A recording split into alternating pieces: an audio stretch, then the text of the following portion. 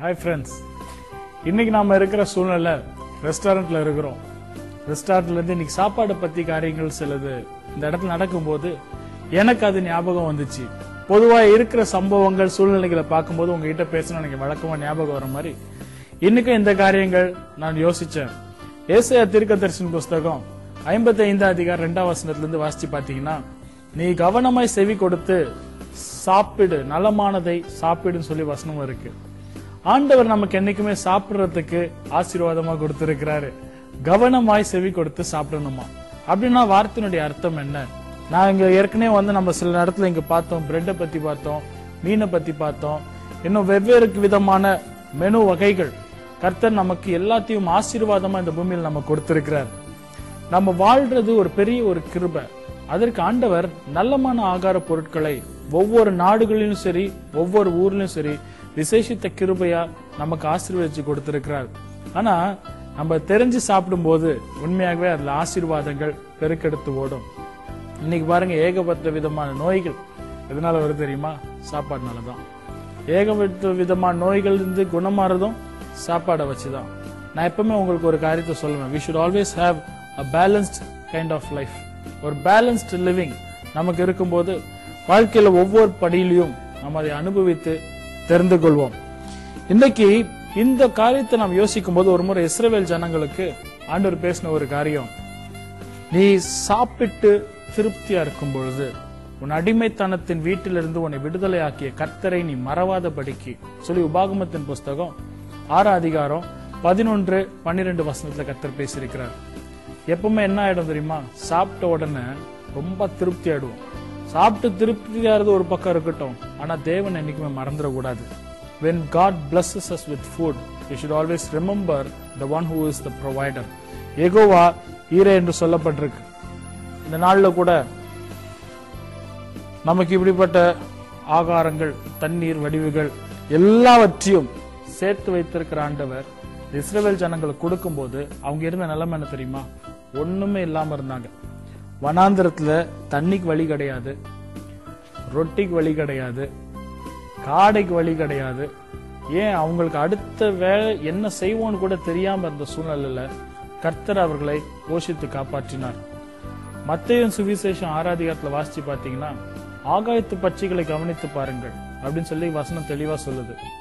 இன்னும் நீங்க அதே படிச்சுட்டு வரும்போது 26ஆவது வசனத்துல இருந்து 33ஆவது வசனம் வரைக்கும் பாத்தீங்கன்னா, இவைகள் எதுவுமே அறுக்கிறதும் இல்லை, விதைக்கிறதும் இல்லை, நூற்கிறதும் இல்லை, ஆனா கர்த்தர் அதை போஷிக்கிறவராக இருக்கிறார் என்று சொல்லி பரிசுத்த வேதாகமும் தெளிவா சொல்லுது.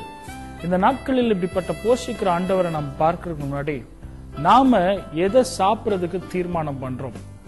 R we making decisions? உதாரணமா இப்படிப்பட்ட ட்ரிங்க்ஸ் நம்ம குடிக்கிறோம், சரி நமக்கு தண்ணி இருக்கு, தாகம் எடுக்குது, இது குடிச்சா நல்லா இருக்கு, ஓகே. ஆனா இது ஜாஸ்தி ஆகும்போது இதனாலேயே சுகர் வந்து செத்து போயிடுறாங்க, இதனாலேயே வேதனை வந்து செத்து போயிடுறாங்க. ஒரு ஊருக்கு போயிருந்தார், அந்த ஆஸ்பத்திரிக்காக என்ன ஜெபம் பண்றதுக்கு கூப்பிட்டு இருந்தாங்க. சரின்னு சொல்லி அந்த இடத்துக்கு நான் போய் பார்த்தேன். ஒரு பெரிய ஒரு ஆச்சரியம், ஏகப்பட்ட இந்தியன்ஸ் அந்த ஹாஸ்பிட்டல்ல. அந்த ஹாஸ்பிட்டல்ல போய் பார்த்தோன்னா ஒவ்வொருத்தருக்காக நான் ஜெபம் பண்ண போனேன். எனக்கு அதுல ரொம்ப வேதனையா இருந்தது. ஒரு சிலவங்களுக்கு கை கிடையாது, ஒரு சிலவங்களுக்கு கால் கிடையாது, இன்னொருக்கு கிட்னி ஃபெயிலியர். எனக்கு இது ஒவ்வொன்றும் பார்க்கும்போது ரொம்ப பரிதாபமா இருந்தது. ஏன் இப்படி இப்படி இருக்கிறாங்க இவங்க எல்லாருமே அப்படின்னு சொல்லிட்டு நான் பார்த்துட்டு இருக்கும்போது அவங்களுடைய நிலைகள் ஒவ்வொன்றும் நான் கேள்விப்பட்டா எல்லாருக்குமே அந்த 100ல கிட்டத்தட்ட ஒரு 80% பேர் சுகர், எல்லாருக்குமே சக்கரை வியாதி. அதுலதான் அவங்க அவஸ்தைப்பட்டு இருந்தாங்க. எதுக்காக இப்படி என்ன ஏதுன்னு சொல்லும் போது எங்களுக்கு தெரியல பிரதர், இந்த நாட்டுல எங்க ஊர்ல நிறைய பேருக்கு சாபமா என்னன்னு தெரியல அப்படின்னு சொல்லிட்டு விட்டாங்க. அதுக்கப்புறம் அவங்க ஒவ்வொருத்தருடைய வீட்டுக்கு என்ன விருந்து கூப்பிட்டு இருந்தாங்க. வீட்டுக்கு நான் போய் பார்க்கும்போது பார்த்தா சாப்பிட்ட பிறகு யாரும் தண்ணி குடிக்கிறது கிடையாது, கூல்ட்ரிங்க்ஸ் தான் குடிப்பாங்க. எல்லாம் கோலாஸ், ஃபேண்டா இந்த மாதிரி தான் குடிச்சிட்டு இருப்பாங்க. அடுத்தது அவங்களுடைய சாப்பாட்டுடைய நிலைகளை பார்த்தோன்னா ஒரு நல்ல இவ்வளவு பெரிய பாத்திரம் இருந்தெல்லாம் இந்த முக்காவாசி எண்ணெய் தான் இருக்கும், மிச்சம் கொஞ்சோண்டு தான் குழம்பு வச்சிருப்பாங்க.